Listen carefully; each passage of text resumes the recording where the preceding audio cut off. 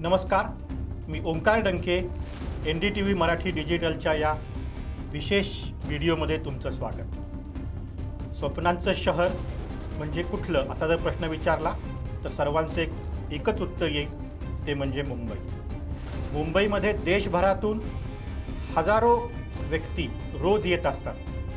मुंबई सगळ्यांचं स्वप्न पूर्ण करतं. मुंबई शहर कुणाला उपाशी ठेवत नाही, अशी सर्वांचीच समजूत आहे.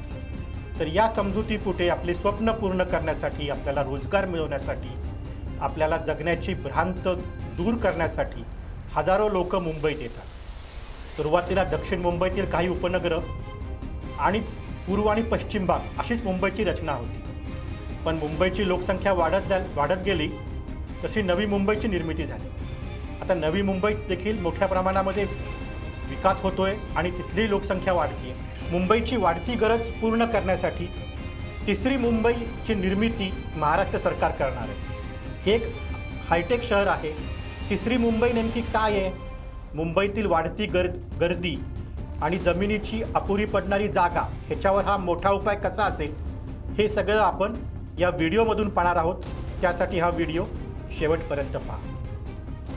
हा व्हिडिओ सुरू करण्यापूर्वी तुम्हाला एक महत्त्वाचं आवाहन, अशाच प्रकारचे माहितीपूर्ण व्हिडिओ आम्ही तुमच्यापर्यंत घेऊन येत असतो.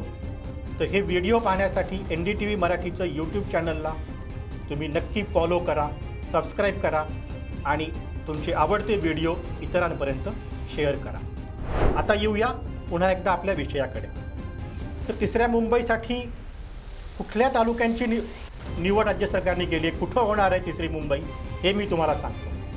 तर रायगड जिल्ह्यातील उरण, पेण आणि पनवेल या 3 तालुक्यातील 124 गावांना एकत्र करून तिसरी मुंबई तयार होणार आहे आणि तब्बल 324 चौरस किलोमीटर क्षेत्रामध्ये हे शहर विकसित केलं जाणार आहे. तिसऱ्या मुंबईची रचना कशी असेल तर हे हायटेक शहर आहे. सिंगापूर आणि हाँगकाँगच्या धर्तीवर 15 मिनिट स्मार्ट सिटी या मॉडेलवर हे शहर विकसित होणार आहे. म्हणजे काय तर शाळा, कॉलेज, हॉस्पिटल, बाजारपेठ, नोकरीची ठिकाणं ही शहरातल्या कुठल्याही भागापासून फक्त 15 मिनिट अंतरावर असतील.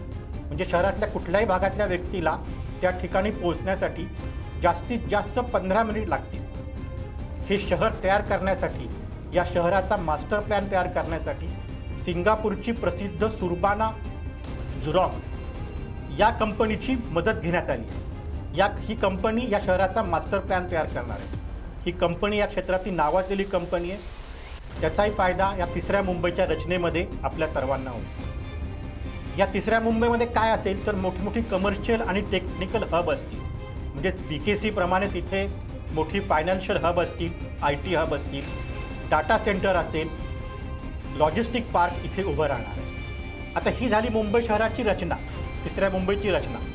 तिसऱ्या मुंबईत सामान्य नागरिकांना काय फायदा आहे तर तिसऱ्या मुंबईमध्ये आत्ताच मी तुम्हाला सांगितलं की इथं फायनान्शियल हब आहेत, IT हब आहेत, डाटा सेंटर आहेत, लॉजिस्टिक पार्क आहेत. यामुळे इथे मोठ्या प्रमाणात रोजगाराची संधी सामान्य नागरिकांना होणार आहे. मुंबईत राहण्याचा प्रश्न हा खूप मोठा आहे. तर तिसऱ्या मुंबईमध्ये 104 चौरस किलोमीटर क्षेत्रामध्ये सामान्य लोकांना परवडतील अशी घरं तयार केली जाणार आहे तिसऱ्या मुंबईमध्ये.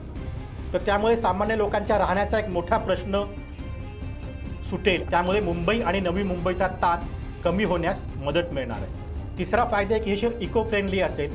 इथे ड्रेनेज सिस्टीम चांगली असेल, इथे ग्रीन पार्क असतील, अनेक मोठमोठ्या बागा असतील की ज्या मुंबईत आणि नवी मुंबईत आता त्याचं प्रमाण कमी झालं आहे, क्रीडांगणं असतील. तर या सर्व गोष्टीमुळे स्टँडर्ड ऑफ लिव्हिंग जे आहे येथील नागरिकांचं ते सुधारण्यास मदत होईल. ह्याचा फायदा देखील सामान्य नागरिकांना आणि येथे काम करणाऱ्या उद्योजकांना, येथील कंपन्यांना होणार आहे.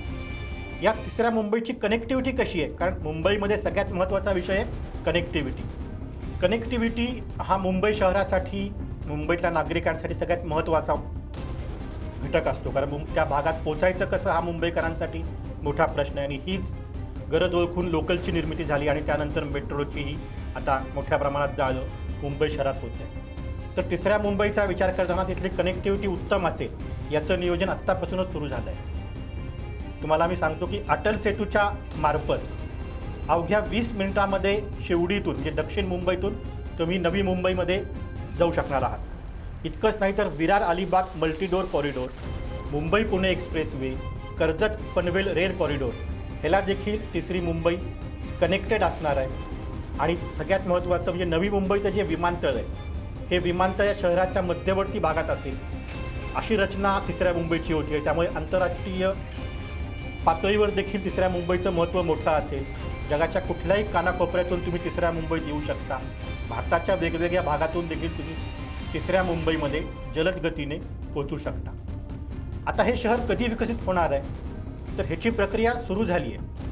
मी तुम्हाला सांगितल्यासारखं MMRDA ह्याचं नियोजन करतं आहे. त्यासाठी 4,000 कोटी रुपयांचे तरतूद पहिल्या टप्प्यासाठी करण्यात आली आहे आणि जमीन संपादनाचं काम सध्या सुरू आहे. आणि 2028 ते 2030 म्हणजे आणखी 2 ते 4 वर्षामध्ये तिसऱ्या मुंबईचा पहिला टप्पा सुरू होईल अशी आशा आहे. आणि जी तिसरी मुंबई आहे ते फक्त मुंबई आणि महाराष्ट्राचं नाही तर संपूर्ण देशाचं आणि जगाचं आकर्षण केंद्र असेल. आणि महाराष्ट्रातला रोजगार वाढवण्यासाठी, महाराष्ट्रातल्या नागरिकांचं स्टँडर्ड ऑफ लिव्हिंग सुधारण्यासाठी, महाराष्ट्राचं पर्यटन वाढवण्यासाठी तिसऱ्या मुंबईचा मोठा उपयोग होणार आहे. या व्हिडिओमध्ये इतकंच. तुम्ही ताज्या बातम्या आणि अपडेटसाठी पाहत रहा NDTV मराठी डिजिटल.